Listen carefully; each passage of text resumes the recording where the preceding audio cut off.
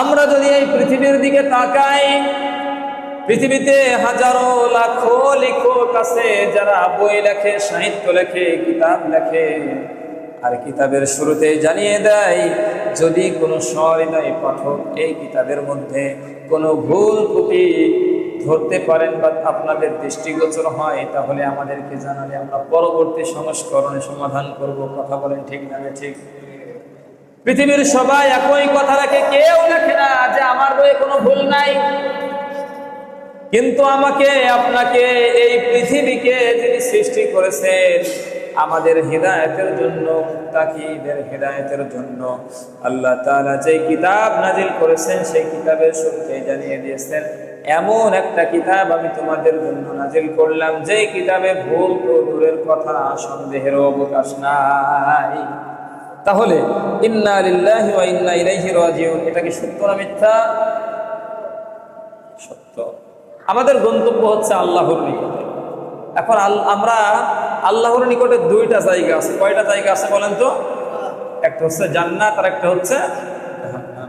পৃথিবীতে মানুষ এবং জিন তাদেরকে আল্লাহ পাঠিয়েছেন তার ইবাদতের জন্য। এই মানুষ এবং জিনেরা যদি ভালো কাজ করে, অর্থাৎ আল্লাহ তাআলা যেই নিয়ম নীতি বিধান দিয়েছেন এই বিধান অনুযায়ী যে সমস্ত মানুষ এবং জিন তাদের জীবনকে যাপন করবে এবং সেই অনুযায়ী চলে ঈমান অবস্থায় মৃত্যুবরণ করবে, আল্লাহ তাআলা তাদের জন্য রেখেছেন জান্নাত।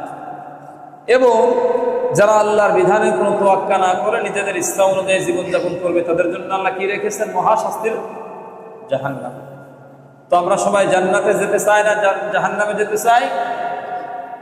তো জান্নাতে কি এমনি এমনি যাওয়া যাবে? আল্লাহর বিধান, কোরআনের আইন, রাসূলের আদর্শ জীবনে, সমাজে, রাষ্ট্রে বাস্তবায়ন না করে কি জান্নাত পাওয়া যাবে?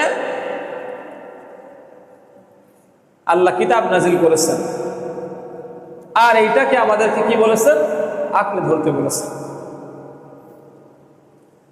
আল্লাহ রাব্বুল আলামিন বলেছেন ওয়াতাসিমু বিহাবলিল্লাহি জামিআ, ও দুনিয়ার মানুষেরা আমার রশ্মিকে তোমরা শক্ত করে আঁকড়ে ধরো, ওয়ালা তাফাররাকু, আর কখনো এটার থেকে বিচ্ছিন্ন হয়ে যেও না। এই আয়াত যখন আল্লাহর রাসূল সাহাবীদের সামনে বলেন, সাহাবায়ে কেরাম জিজ্ঞেস করলেন মা হাদা হাবলুল্লাহ, ইয়া রাসূলুল্লাহ এই হাবলুল্লাহটা কি? আল্লাহর রশিটা কি যা আমাদেরকে আঁকড়ে ধরতে বলা হয়েছে?